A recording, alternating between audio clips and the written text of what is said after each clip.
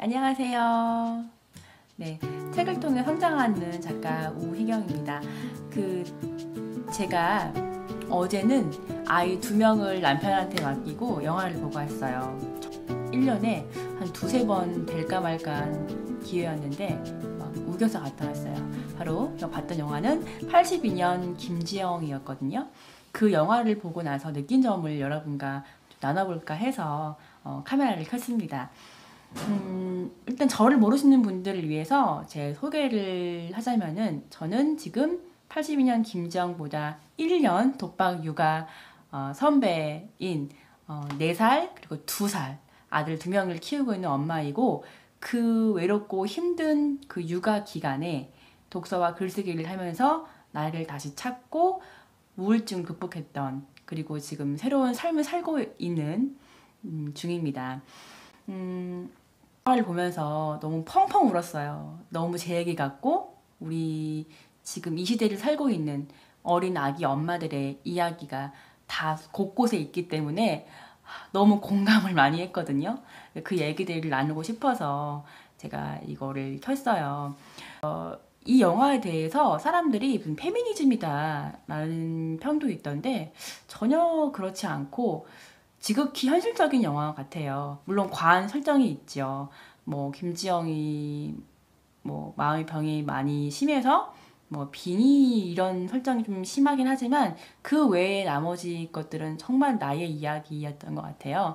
김지영과 마찬가지로 그 아들 귀한 집, 아들을 중시 여기고 아들을 우쭈쭈 이렇게 하는 그런 집에 둘째로 태어났거든요. 그런 환경에서 자랐고, 마찬가지 김지영처럼 아이를 낳기 전까지 회사 생활을 열심히 하다가 임신과 출산으로 인해서 회사를 나오게 되고, 그 동안에 육아를 또 독박 육아를 하고, 저 얘기예요 사실은요. 그 나오는 부분 중에 이제 그런 게 있잖아요.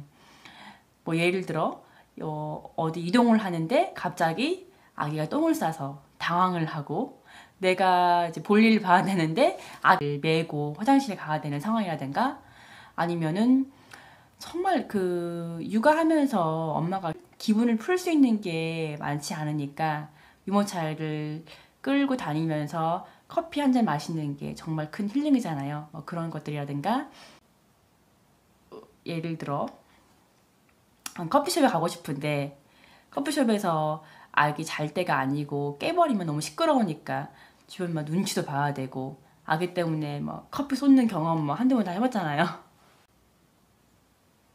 다른 사람들은 내가 집에서 아기를 보고 있으니까 그게 뭐 큰 스트레스가 아니다. 뭐 심한 말로는 남편들은 그런 말을 하잖아요. 너 뭐 놀고 있지 않냐, 뭐 쉬고 있지 않냐. 이렇지만 사실 쉬는 게 아니잖아요. 하루 종일 바쁘잖아요. 하루 종일 애기 챙겨야 되고, 그거 애기만 보는 것도 아니고 뭐 집안일도 챙겨야 되고, 누구나 그 상황이 되면은 마음이 아프잖아요. 그 정도의 차이만 있는 거지. 마음이 이 정도 조금 아프고 많이 아프고, 지금 그 82년 김지영은 많이 아픈 상황이 그려진 거고, 근데 그게 유별난 게 아니고 너무 당연한 거예요. 우리는 한 번도 엄마로서 살아본 적이 없고 며느리로서 살아본 적이 없는 사람들인데, 내가 좋아하는 오빠를 선택한 것 뿐이었는데 그 오빠와 같이 살게 되면서 며느리가 되고, 그리고 아기를 낳게 되고, 집안에서 다시 들어와 보니까 내가 모르는 불합리한 상황이 너무 많은 거예요. 뭐 시댁의 제사를 챙겨야 된다든가, 뭐 시댁 가면은 설거지를 하고 집안일을 도와준다라든가, 뭐 그런 것들 보면은 남편은 친정 와서 그렇지 않은데 왜 여자만 그렇게 될까, 이런 것도 불합리한 것 같고, 단지 여자보다 남자가 돈을 많이 번다는 이유만으로 여자가 집에서 육아를 전담해야 되는 거, 이것도 사실은 불합리한 거거든요. 그러니까 우리 사회가, 우리 부모님 세대 사람들은 다 거의 일을 하시니까 뭐 손자를 볼 수 없는 상황이고, 남편은 뭐 생계를 부담해야 되는 거고, 그러면 어린 아이를 맡길 데가 없으니까 엄마가 아기를 봐야 되는데, 엄마조차도 베이비시터라든가 뭐 돌보미를 못 구하면은 일을 할 수가 없잖아요. 루틴하게 9시부터 6시까지 어떻게 일을 해요? 누가 도와줘서? 그러니까 회사에 못 돌아가는 거죠. 뭐 누구 뭐 일 잘했는데 애기 낳으니까 달라졌다라든가, 애기 낳아서 그렇게 회사 안 돌아올 줄 알았다든가, 아니 그 전부터 결혼을 하면은 애기 언제 낳을 거냐, 뭐 이렇게 제 그 2세 계획까지 물어보는 게 우리나라 사회입니다. 이런 거에 대한 부당함, 뭐 영화도 많이 나오지만, 그리고 또 집에만 있으면 어때요? 나는 정말 집에서 아기를 본다고 너무너무 힘든데, 그거 여러분 알잖아요. 나도 사회에서 한 역할을 했던 사람이고 배울 만큼 배운 사람인데, 갑자기 어느 순간 집에서 아기랑만 얘기하는 거예요. 아기랑 우리 애기 뭐 똥 쌌어, 우리 애기 맘마 우쭈쭈쭈 저 하나라요. 이게 얼마나 사람의 사고를 단순하게 하고 자기 존재감에 대해서 상실감을 느끼게 하는지 다 알잖아요. 그런 거에 대해, 그런 걸 느끼니까 당연히 마음이 아프는 거죠.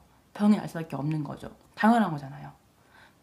그런 것들 보면서 많이 공감을 했고, 내 얘기 같고, 그리고 김정말처럼 아무도 나의 사항에 대해서 알아주지 않고 뭐 이해를 해주는 것도 아니고, 그리고 아이가 커 갈수록 뭐 속이 덜 가지만 나 자신에 대한 어떤 허탈감, 그리고 조바심이 생기죠. 다시 사회를 나가야 되는데 다시 시작해야 되는 그런 마음, 그런 게 많이 공감이 됐습니다.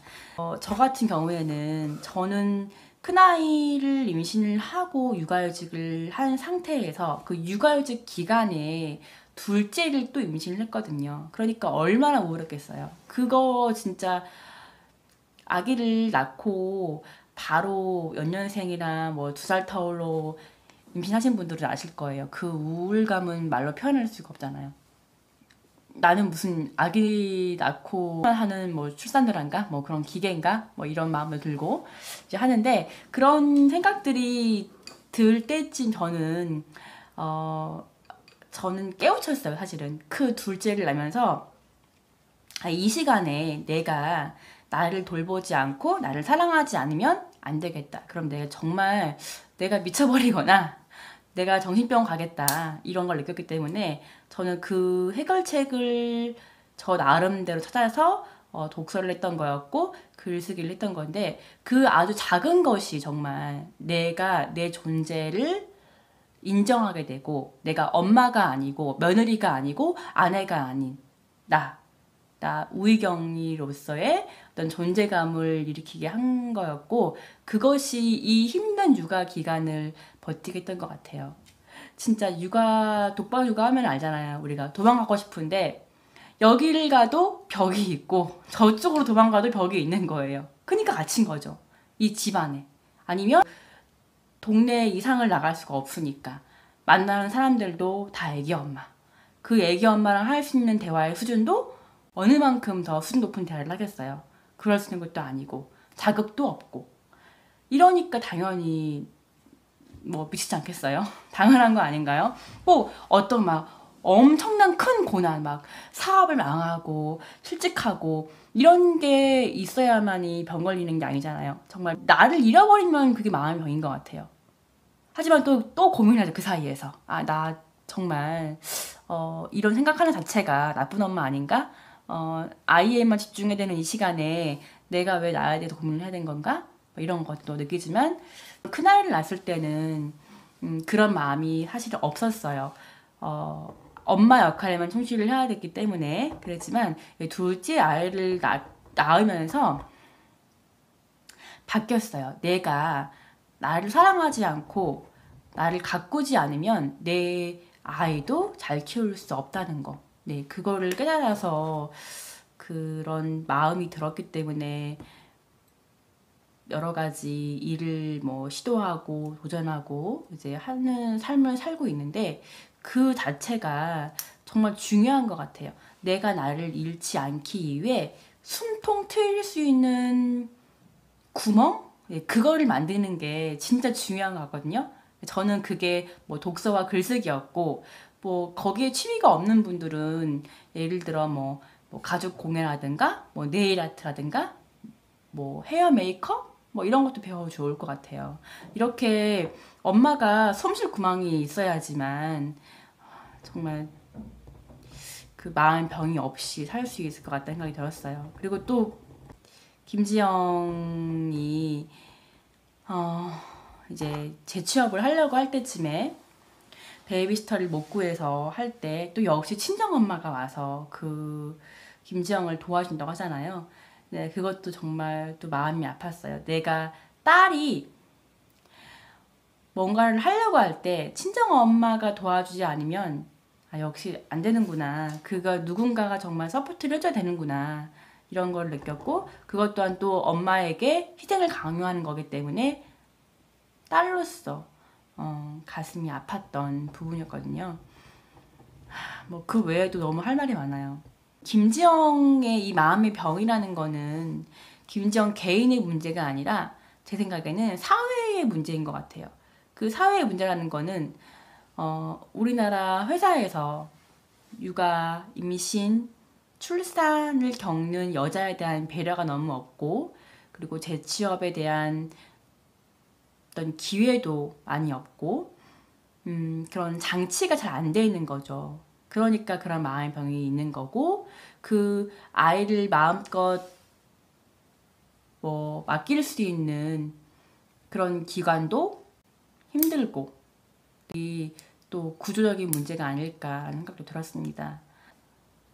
김지영 상사가 출산 한 달 만에 나왔어요. 나와서 일을 하는데 그렇게 독하게 하지 않으면 살아남기가 어렵기 때문에 그렇게 해야 되는 것도 구조의 문제가 아닐까 저는 싶거든요. 그러니까 애기 안 낳는 거 아니에요? 애기를 낳게 하려면은 제도를 개선해줘야죠. 애 승진을 누락시키지 않던가 아니면 남편도 의무적으로 뭐 3개월, 6개월 정도 육아휴직을 내리던가 그렇게 해야지 아기를 키울 수 있겠죠. 요즘 사회에서 옛날같이 뭐 촌락사회가 아니잖아요. 뭐 주변에서 도와주는 사회가 아니기 때문에 여자만 희생해야 되는 거는 너무 부당한 것 같아요. 그럼에도 불구하고 우리가 그 상황을 현명하게 대처하고 잘 활용을 해야겠다. 이 시간을 내가 나를 지키지 않으면 아무도 나를 지켜주지 않는다 라는 것을 느꼈습니다. 예. 물론 엄마가 아기 말고도 다른 거를 한다는 거는 정말 어려워요. 제가 그걸 알죠. 얼마나 체력적으로 감정적으로 힘든 노동입니까 육아가. 그렇지만 하루에 뭐 한 10분 아니면 30분 낮잠 자는 시간 한두 시간이라도 자기를 돌아보고 자기가 좋아했던 일들을 한 가지씩 해보면은 좋을 것 같아요. 예. 우리 이 시대를 살고 있는 저를 포함한 김지영 세대들 파이팅 하겠습니다. 감사합니다.